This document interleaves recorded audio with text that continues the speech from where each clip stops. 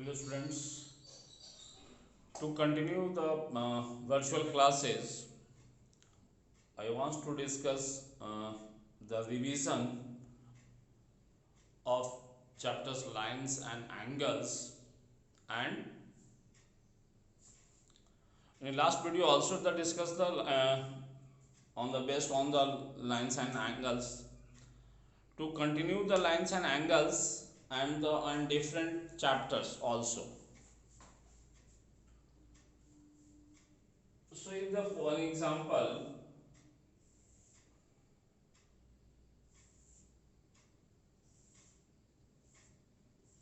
both are the parallel lines L, M, N. If angle is 3x plus 5 degree and 4x degree, so find the value of x. Question is that find the angles. So the both the lines are parallel. अगर ये दोनों line parallel है और ये transversal है तो ये क्या होगा? That the co-interior angles, and sum of the co-interior angles are 180 degree. So 3x plus 5 plus 4x is equal to 180 degree. Write the reason. L parallel to M and N be transversal. Then sum of co-interior angle of same side of transversal be 180 degree. So 3x plus 4x, 7x, 180 minus 5, so 7x is equal to 175. So x is equal to 175 by 7. Then x is equal to 25 degree. So the angle 3x plus 5 is equal to 3 into 25 plus 5. So 80 degree, and 4x is equal to 4 into 25 is equal to 100 degree. So both the angles are the 80 degree and 100 degree. But some cases आप लोग क्या करते हो, केवल x का value निकाल के छोड़ दोगे। यहाँ पे अगर आप x का वैल्यू केवल निकाल के छोड़ देते हो तो ये आंसर्स रॉन्ग्स हैं। अगर ये मल्टीपल चॉइस में अगर क्वेश्चंस होगा तो देखो, अगर इसी क्वेश्चंस का अगर हमने एमसीक्यू बनाते हैं, मान लीजिए फर्स्ट ऑप्शन 25 डिग्री, दूसरा अच्छा 25 100, दूसरा दे देते हैं 80 100, और थर्ड दे देते हैं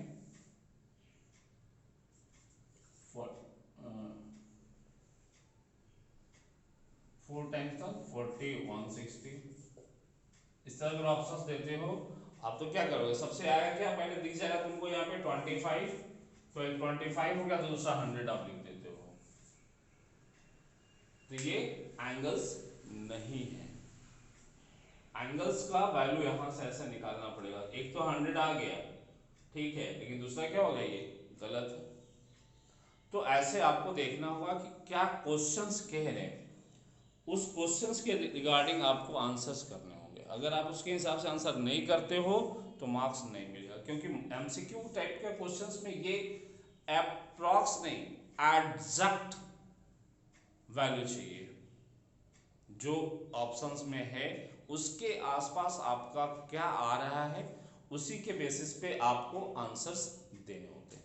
अब ये नहीं कि हाँ कुछ ऐसा दिख रहा है वो दिख रहा है, तो आपको दिखने में तो ऑप्शन में आपको हर एक जैसा दिखेगा, कभी लग रहा है ये भी होगा ये भी होगा ये भी होगा, लेकिन क्या एग्जैक्ट होगा वो आपको लिखना होता है एमसीक्यू में।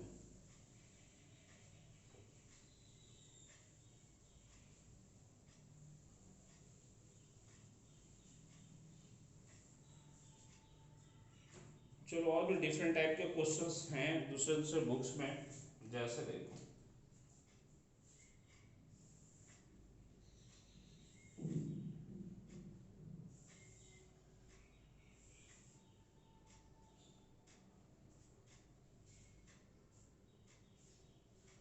ए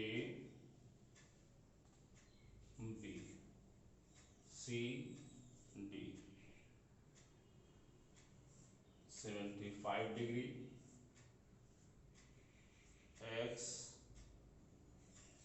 Y and 125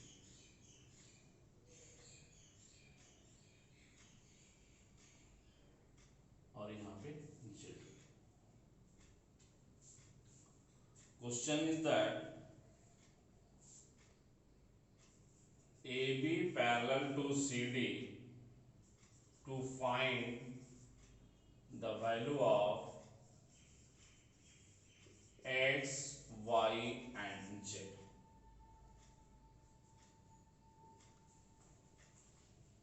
So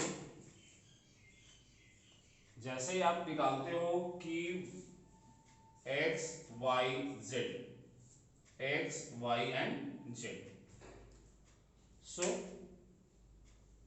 AB parallel to CD, in that cases अगर AB पैरेलल है CD का तो कौन कौन ट्रांसवर्सल होगा, एक इसका भी नाम दे दो कुछ भी आप, A B C D E F G। तो angle Y is equal to 75 degree,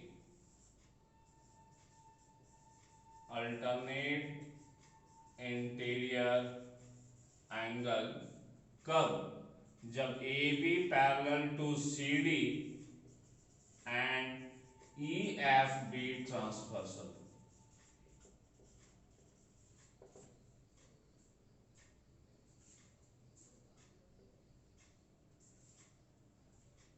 अगर AB और CD अगर पैरेलल है और EF ट्रांसवर्सल है तो देखो ये एंगल और ये एंगल अल्टरनेट एंगल होगा।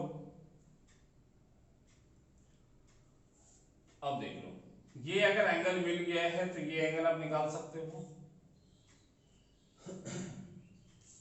Angle Y plus angle Z is equal to 180 degree by the linear pair. So angle Z is equal to 180 degree minus 75 degree is equal to angle Z is equal to 105 degree.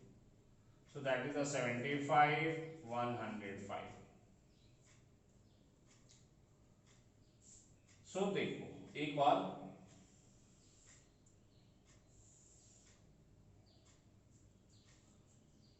ये भी एक alternate angle हो सकता है, angle AEG is equal to angle EGD। AEG ये पूरा angle इस पूरे एंगल के बराबर होगा, ये भी क्या होगा अल्टरनेट इंटीरियर एंगल कब, जब AB parallel to CD and EGB transversal. अब EG देखो AEG इसमें दो एंगल है, angle AEF plus angle FEG बराबर 125 degree. AEF already given that the 75 degree plus angle FEG is equal to 125 degree। So angle FEG is equal to 125 minus 75 is equal to 50 degree। तो angle FEG बराबर 50 degree. एक तो ये method हो गया। अब दूसरे मेथड से भी आप यूज बना सकते हो, आप इसको कैसे देखो, ये ट्रायंगल है तो ये इसका एक्सटीरियर एंगल है। ऑल्सो आप लिख सकते हो कि exterior angle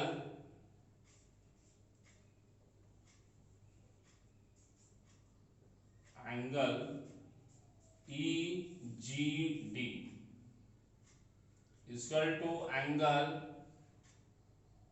G F E plus angle F E G. क्यों? इन ट्रायंगल ए बी नहीं ई एफ जी ये इसको आप पहले लिख सकते हो कि इन triangle E F G exterior angle of E G D equal to, क्यों? क्योंकि क्या था, exterior angle of any triangle be equals to the sum of two opposite interior angle। तो ये दिया हुआ पहले से हमारा 125 equals to G F E already आप निकाल चुके हो 75 degree plus angle F E G. तो अब एंगल एफ ई जी बराबर क्या होगा 125 माइनस 75 इक्वल टू 50 डिग्री।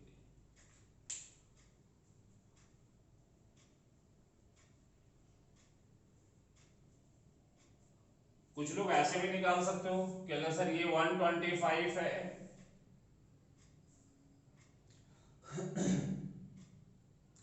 तो ये सर 55 होगा, क्योंकि ये लीनियर पेयर से। अब ये दो एंगल का हमारा वैल्यू मिल गया सर, ये भी एंगल निकल सकता है सम ऑफ द ट्रायंगल्स प्रॉपर्टी से। तो एक ही को कई मेथड से आप बना सकते हो। ऐसा नहीं है कि जो हमने एक मेथड बता दिया वही सही है, हो सकता है और भी और मेथड आप यूज कर सकते हो।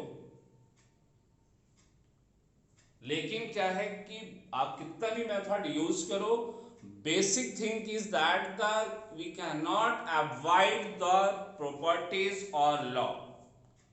आप चाहे कोई भी मेथड यूज करो, लेकिन जो लॉज और प्रॉपर्टी दी गई है वो कभी भी वायलेट नहीं होना चाहिए, मतलब अपनी मर्जी नहीं होगी। मेरे कहने का मतलब ये हुआ कि आप अपनी मर्जी से कुछ नहीं कर सकते हो। जो पहले से आपने रूल्स पढ़ रखा है, लॉज पहले से डिफाइन है, उसी को यूज करके आप इसको बना सकते हो। अब कोई हमने यहाँ पे देखो एक ही एंगल को निकालने के लिए कितने मेथड को यूज कर सकते हैं।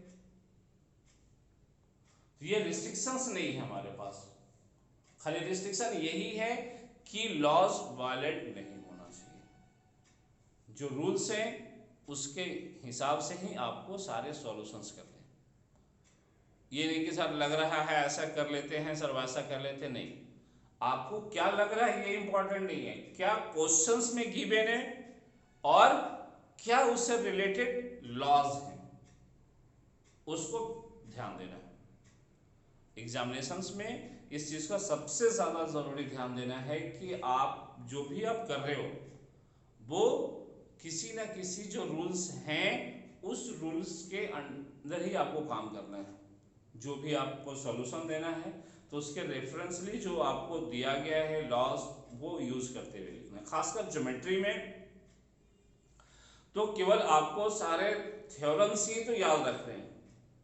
जितने थ्योरम्स जितने लॉज याद रहेंगे ज्योमेट्री उतना ही इजी होगा।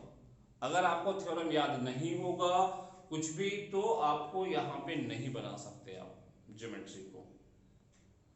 अर्थमेटिक नहीं है कि अगर हमको मल्टीप्लाई नहीं आता है तो हम ऐड करके भी काम चला सकते हैं, डिवाइड नहीं आता है तो सबट्रैक्ट करके भी हम उसका वैल्यू निकाल सकते हो। लेकिन यहाँ पे ज्योमेट्री में आपको लॉज थ्योरम्स जो है, जिसको हम लोग यहाँ पे लॉ के बदले में थ्योरम्स कहते हैं, थ्योरम आपको याद रखना पड़ेगा। क्या कंडीशंस में कौन सा थ्योरम आप अप्लाई कर सकते हो इसको आपको अपने को समझना पड़ेगा। जब तक आप नहीं समझते हो तब तक ये नहीं हो पाएगा। एक आध क्वेश्चन और देख लेते हैं।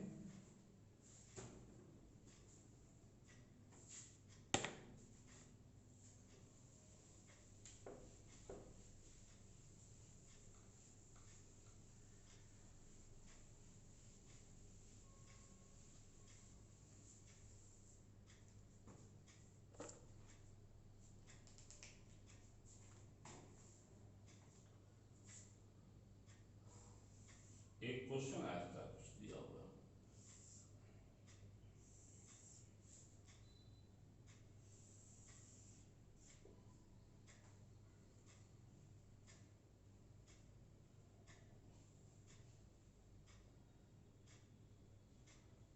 ए बी सी डी और ई गिवन है। A B parallel to C D,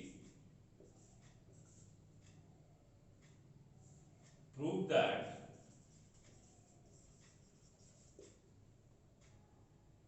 angle BAE minus angle DCE equal to angle AEC। BAE minus DCE equal to angle AEC।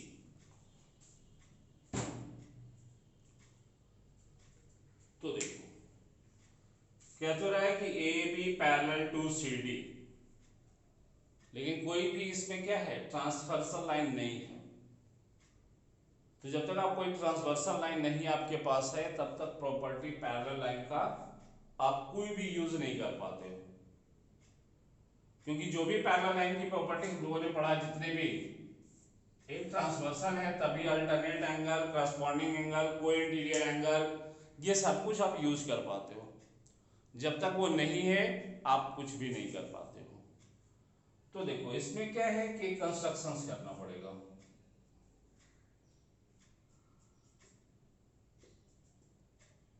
हमने एफ यहां पे असाइन कर दिया, तो यहां सबसे पहले लिखेंगे construction. E F parallel to A B, या इसको लिख दो थोड़ा सा, draw E F parallel to A B. तो हमने एक लाइन यहां पे ड्रॉ किया पैरेलल, इससे क्या बेनिफिट हुआ, एक चीज और ध्यान देखो, मैंने यहां पे जो कंस्ट्रक्शंस किया है वो डॉटेड लाइन से किया है, और ये जो है सब स्ट्रेट लाइन है। मैंने डॉटेड लाइन से हम लोग इसलिए करते हैं कंस्ट्रक्शंस, क्योंकि ये पता चल सके कि ये जो है हमने जो किया है वो कंस्ट्रक्शंस किया है, ये क्वेश्चन से डिफर है, ये क्वेश्चंस का पार्ट नहीं था। तो देखो इससे क्या बेनिफिट हुआ, तो देखो कि यहां पे ये एंगल और ये एंगल का सम हमको मिल गया। यहां पे E F parallel to A B and A E transversal, then angle F E A plus angle B A E equal to 180 degree, co-interior of same side of transversal B 180, ये theorem लिख देंगे वहां पे। अब देखो, अब आप बात करते हो कि किसको किसको प्रूव करना है, B A E minus D C ई बराबर ए ई सी, ये चाहिए, ठीक है। तो आप देखो यहां पे बी ए ई, तो angle B A E equal to 180 degree minus angle, या इसको रहने दो, इसको आप लिख दो कि F E A equal to 180 degree minus angle B A E भी लिख सकते हो। अब देखो कि जरा कि अगर E F parallel to C D, क्यों भाई, क्योंकि A B parallel to C D है, तो E A parallel to C D, तब क्या होगा, angle F E plus angle DCE equal to 180 degree. Same property यहां पे भी लिख देंगे।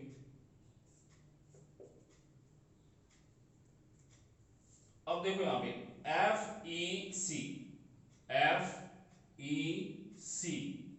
के बदले में आप क्या लिख सकते हो, angle FEA plus angle AEC plus angle DCE बराबर 180 डिग्री।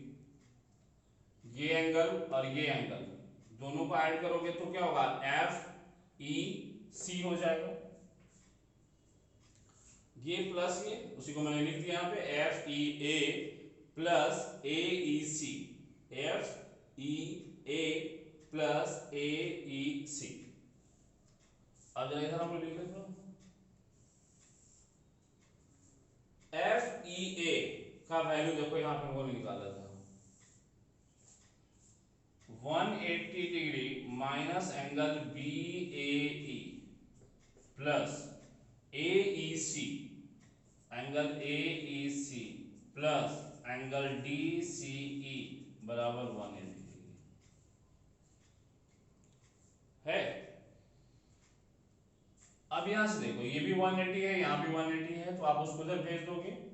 ये माइनस में देखो कौन कौन सा चाहिए हमको, BAE कहां पे है, BAE और DCE बराबर AEC।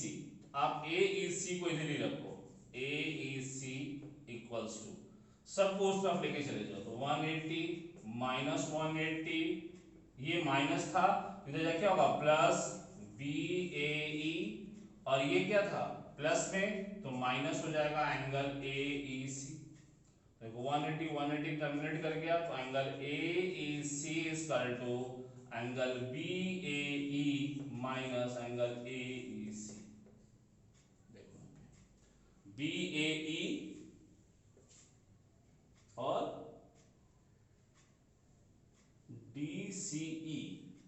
DCE को हम लोग कहां लिख दिए, ये DCE था, DCE को कहां लेगा, नहीं ले गए ना इधर, BAE तो BAE आ गया और यहां से आएगा ये एंगल DCE।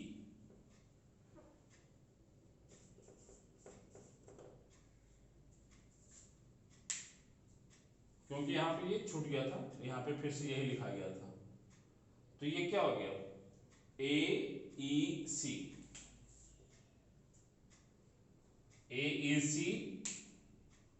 को चाहिए हमें, तो ये बाकी सारे पार्ट को क्या किया हम लोगों ने ट्रांसपोज कर दिए, लेफ्ट साइड से राइट साइड को ले गए। तो यहाँ पे क्या होगा 180 माइनस 180 पहले से था, ये 180 इधर से चला गया, यहाँ पे माइनस में यहाँ पे है तो यहाँ जाके प्लस हो गया, और ये प्लस में था तो यहाँ जाके माइनस हो गया, जिसके चलते क्या हो गया, तो आपका सब चीज कट गया और ये क्या हो गया प्रूव हो गया।